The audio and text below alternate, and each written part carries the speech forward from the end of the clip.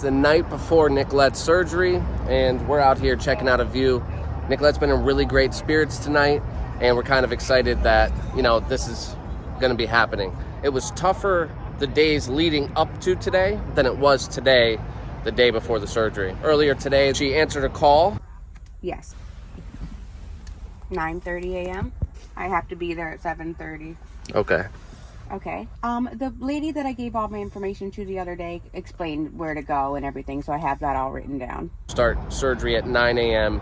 and, you know, she'll be done hopefully by noon. So we should have some answers by then, but I think it's going to go great. She's really positive. I'm going to go find her. She's over here somewhere.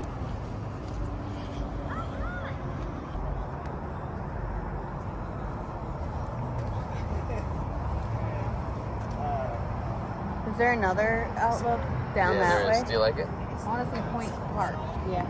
Oh, we'd have to go down further. Wow, look at this.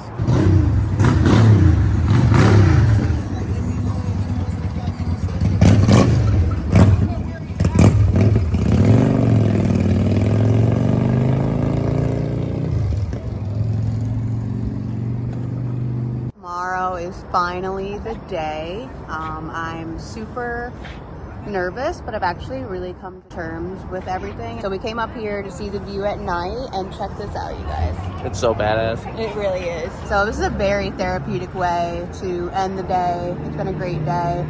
I tried boba tea for the first time. It was delicious. We had good food, and our view tonight is great, and then this view is great, and then Brian's been super supportive, and I just feel very at peace. And my dad is coming. He'll be there in the morning to support both of us. But I also just get nervous because you're going to be driving all morning and then going back the same night. I'm fine. That's just a lot of running. So we're really happy about that. And I just feel really good about it. I mean, I'd be lying if I said I wasn't nervous. I'm obviously really nervous, but... Her day was so good today that it was exactly what she needed before surgery, and it makes me really grateful that she did have today. Right? Yeah, it was a really good pre-surgery day, and I just got everything ready. I got to get a couple of supplies that would make me feel good after surgery.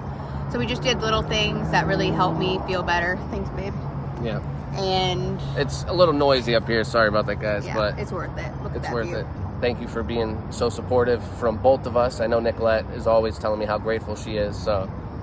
very grateful for the support of all of you and everyone who has followed this journey and everybody who has supported me. And it just makes it feel so much more positive and meaningful.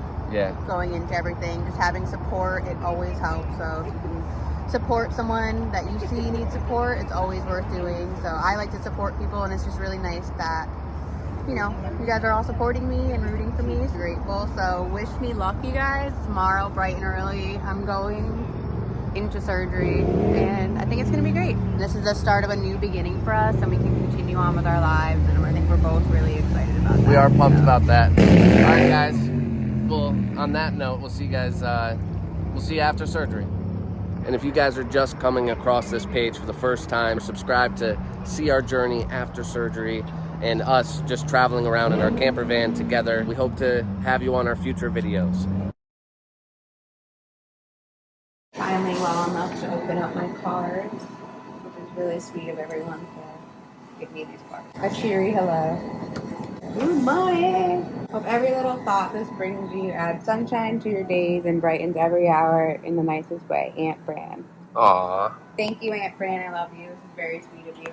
Ooh, I'm going to be rich by the end of this. Wow. It's like my birthday or something. Ooh. Except blue. That's cute. Thank you, Aunt Kim. You're adorable. You didn't have to do that. That's so sweet. Really sweet. Ooh. Sunny skies remind me of you. Ooh, Dollar General. Cute. You need that. Look at that. We like our Dollar General. Aw, thinking of you always makes my day brighter. Good luck, sunshine. We love you. Aw, that's so sweet. Oh, my Lord. Jake. Aw, and wishing you brighter days ahead. That is so sweet. Aw. Lots of little get well prayers. Another grandma. Oh Grandma. my gosh. You didn't have to do that. One right after the other till you're feeling okay again. Oh, so sweet. Birthday and get well. She does not miss a trick, that woman. So you see me smiling because I was more anxious than I let on. I really didn't know how it would turn out. Would it be a good result? Would they say, you know what, we got in there and this is a little more serious than we thought? Or, you know, I just didn't know how the surgery would work out. I didn't know what it would lead to. I didn't get the best rest the last couple of days, but I'm gonna sleep real good tonight. And Nicolette's been able to rest and has around the clock care, and it's just been great here.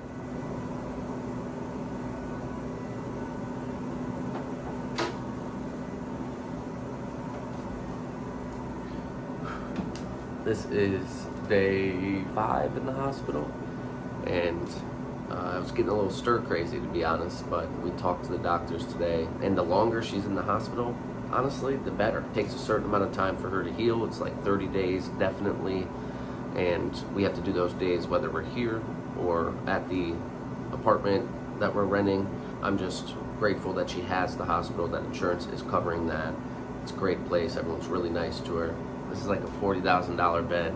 You know, she doesn't have a wound anymore, but she did have a flap.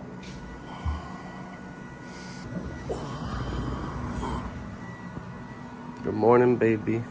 You didn't sleep too good?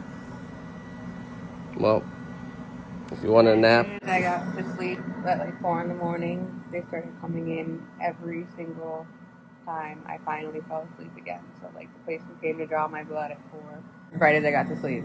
And then I told them no. And then went back to sleep, and then someone else came in.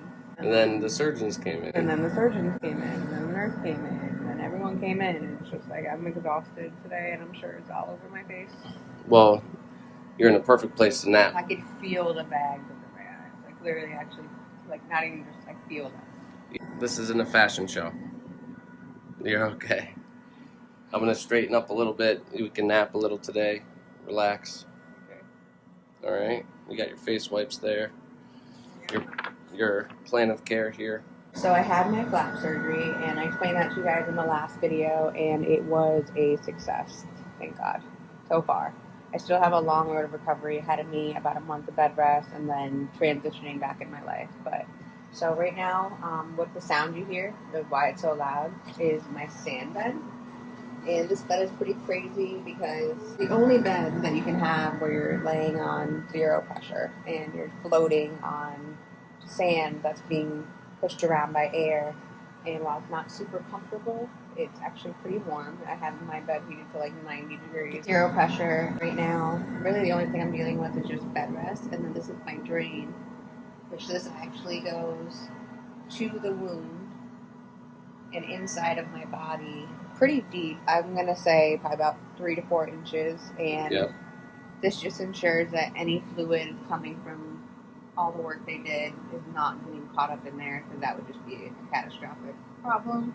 And we just kind of have to maintain it. Nicolette went from having an open wound for 6 months, very tiny wound, to now having a closed wound. So it was surgically closed, and it's kind of in an L shape. It's something that's pretty vulnerable. It's like I got attacked by a shark, and that's what I'm going to tell everyone. Yeah, she has a shark bite. That's what she's calling it. So Nicolette's going to lay flat, and I'm going to support her however I can.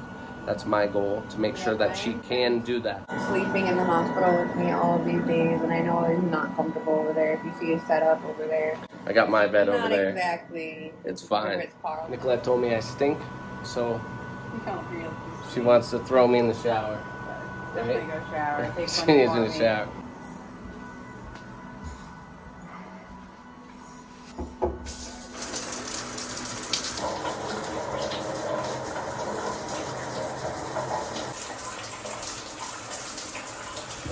Van lifers live in a hospital. I still have access to my van, thankfully.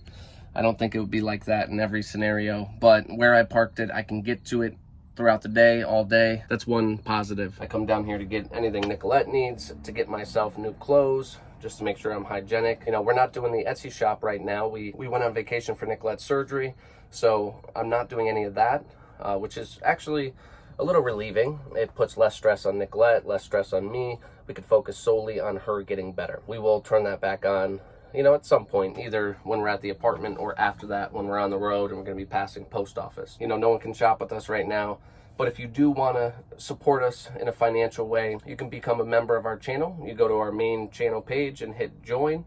It's $2 a month. There's also a tier for $5 a month.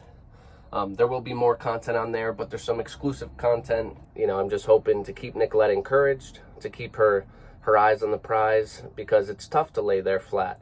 I mean, to just, you know, you can't move at all. That's a tough thing to do. I don't think I could do it unless I had to, and she has to right now. Well, let me change and then I'll head back up to the room. I don't show any of the hospital that we're at out of respect for the hospital. They gave us permission to film. Thank them for allowing that. Nicolette's eating her lunch right now and watching a movie, so we're not going to bother. Good food? Our favorite lunch, though. It is our favorite lunch. I'm working a little over here, and they brought me lunch, too.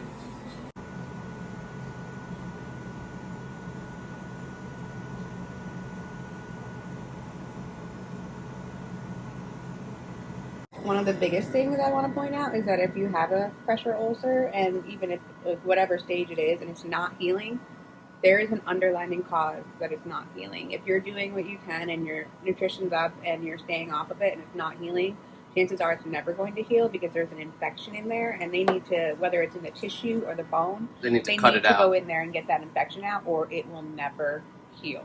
Yeah, there's no question about it. Yeah, it just doesn't heal until that happens. And that was our kind of thing for 6 months. Like, no one really addressed that and said, like, oh, why isn't this healing? They just kind of blamed it on me and said, like, oh, you must be shearing or transferring. And I wasn't doing any of that. No. So it's just like, I think getting to the root cause and figuring out why it's not healing is the number one.